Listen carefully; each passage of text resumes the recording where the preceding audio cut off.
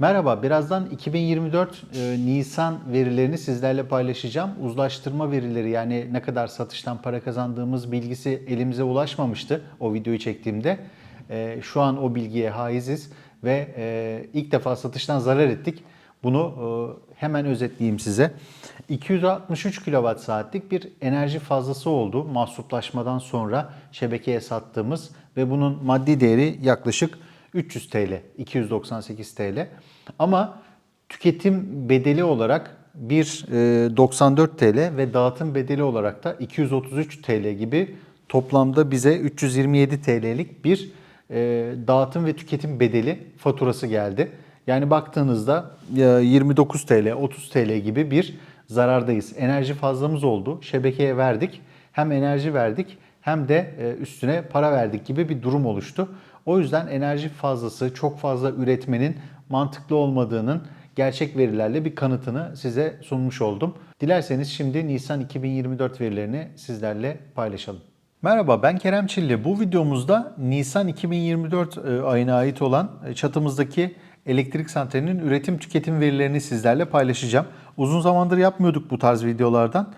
Aslında elektrik dağıtım şirketinin SEDAŞ'ın bize gönderdiği dağıtım bedeli faturası biraz bu konuda bizi motive etti. Çünkü genelde bu fatura yıllık olarak geliyordu. Geçen sene bir yıl boyunca hiç gelmemişti.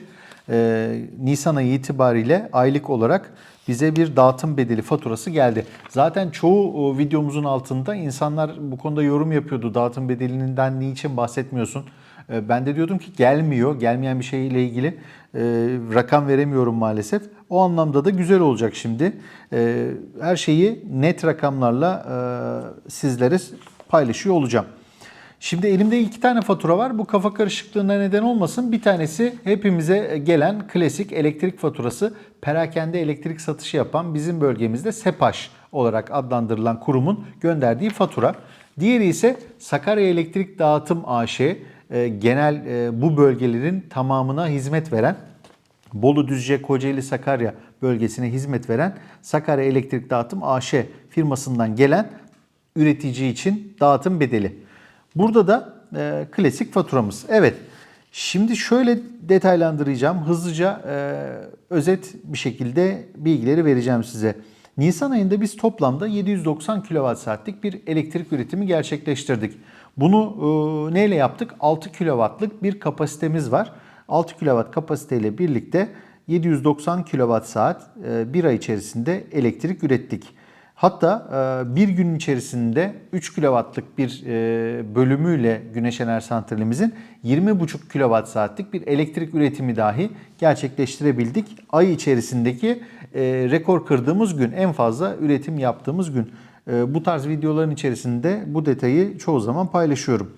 Şimdi burada ürettiğimiz 790 kWh saatin 3 kW'lık inverter kısmı hibrit tarafı, 3 kW'lık inverter kısmı ise şebekeyle direkt enerji fazlasını paylaşan kısım. Yani 3 kW'da aslında biz bataryalarımızı da dolduruyoruz, evin ihtiyacını da karşılıyoruz. Yine de daha fazlası olursa onu ancak şebekeye gönderiyoruz. Böyle bir detayı da paylaşmış olayım sizinle. Biz şebekeye Nisan ayında ne kadar enerji göndermişiz? Toplamda 464 kWh saatlik bir enerji fazlamız olmuş ve bunu şebekeye göndermişiz. Akşam saatlerinde şebekeden ne kadar enerji çekmişiz? Bu bazen akşam saatleri örneği kolaylaştırmak için söylediğim bir terim. Çünkü gündüz güneşin yetmediği saatlerde de şebekeden enerji çekebilirsiniz. Bu akşam saati dediğimiz yapıda da toplamda çektiğimiz enerji miktarı 200 kWh saat. 464 enerji fazlası vardı, şebekeye vermişiz. 200 kWh saat şebekeden enerji çekmişiz. Küsuratları söylemiyorum. Fark olarak da 263 kWh saatlik bir enerji fazlamız oldu. 263 kWh saat için biz dağıtım şirketinden ödeme alacağız. Banka hesabımıza IBAN numaramızı zaten bu sistemle ilgili evrak süreçlerini en başında dağıtım şirketine veriyoruz. Onlar da böyle enerji fazlasının olduğu durumlarda IBAN'ımıza para yatırıyor. Normal şartlarda herhangi bir kazançla ilgili vergi ödemeniz gerekir.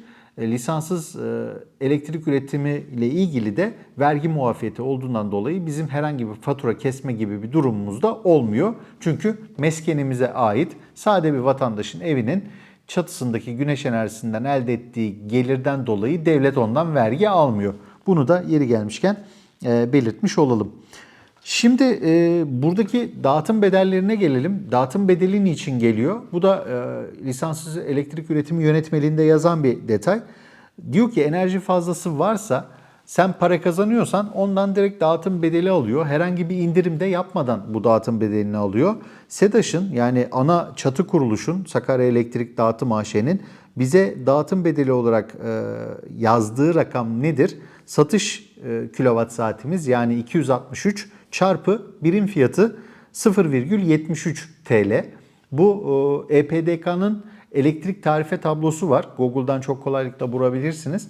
Orada lisanssız üreticiler için dağıtım bedeli miktarları yazar. Buradaki rakam da onu gösteriyor. 0,73 ve toplamda da 233 TL KDV dahil bize kesilen bir fatura. Ne için? Elektrik dağıtım bedeli adı altında kesilen bir fatura.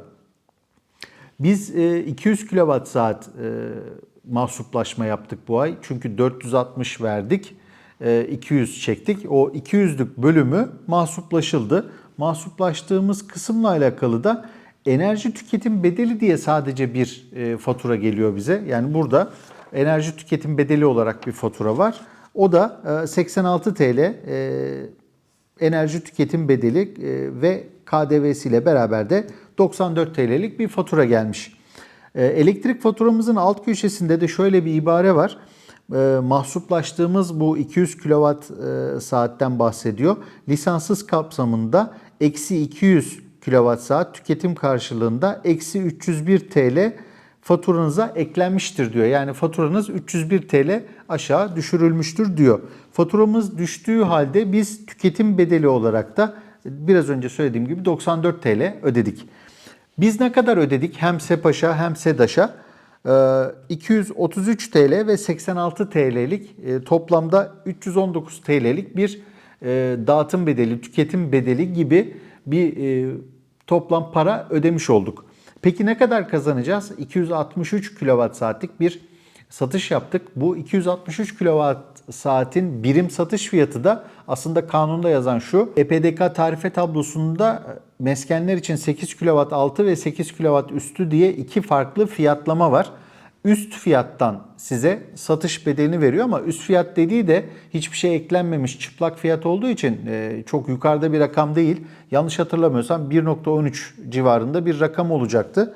Ve hani 263 TL 1,13 ile çarptığınız zaman zaten neredeyse 319 TL ile kafa kafaya gelen bir artı eksi durum söz konusu olmuş oluyor. Yani işin özeti satmanın çok bir anlamının olmadığını her seferinde söylüyorduk. Bu da rakamlarla bunun kanıtı olmuş oldu. Nisan ayı itibariyle değişik olan tek şey şu. Normalde SEDAŞ'tan bize yıllık bazda gelen bu fatura artık aylık bazda gelmeye başladı. Biz de daha net bir şekilde size bu bilgileri paylaşıyor olduk. Aslında özetlemek gerekirse bütün her şeyden bahsettim. Faturanın üzerinde yeni yapacak olanlar güneş enerji santrali ile alakalı kurulum yapacaklar için önemli bir detay vermek istiyorum burada. Faturalardaki sözleşme gücü sizin çatınıza kuracağınız güneş enerjisiyle ilgili bağlayıcı bir bilgi. Mesela bizim burada 8,7 kW olarak yazıyor sözleşme gücü. Ben şimdi güneş enerji santralini 10 kW yapmak istersem izin alamam. Çünkü sözleşme gücüm 8,7. Öncelikle bunun arttırılması gerekiyor. Yeniden proje tadilatı yapılıp elektrik projenizde revize gerekir. Bunu kolaylıkla yapabilirsiniz. O anlamda da pratik bir bilgi vermiş olalım size. Evet, bu videomuzda Nisan ayında elektrik faturalarımız, elektrik üretim değerlerimiz, tüketim değerlerimiz hepsinden hızlıca bahsettim size. Umarım faydalı olmuştur, fikir vermiştir. Dinlediğiniz, izlediğiniz için teşekkürler. Bir sonraki videomuzda görüşmek üzere.